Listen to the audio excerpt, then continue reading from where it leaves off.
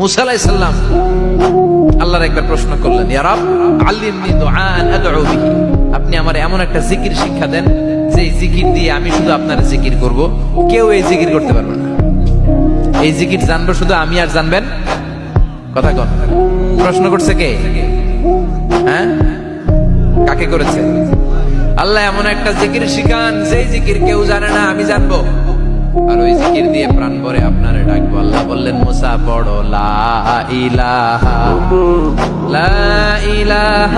ইল্লাল্লাহ মুহাম্মাদুর রাসূলুল্লাহ। মুসা আলাইহিস সালাম বললেন, আল্লাহ চাইলাম কি, কইলেন কি? লা ইলাহা তো জাতীয় জিকির, এটা তো আন্তর্জাতিক জিকির, এটা জানে না এমন কেউ নাই, এমনকি হিন্দু ভাইরাও জানে। কথা কর। আল্লাহ আমি তো চাইছিলাম এক্সক্লুসিভ, আমার জন্য স্পেশাল, এর চেয়ে সুন্দর আর কেউ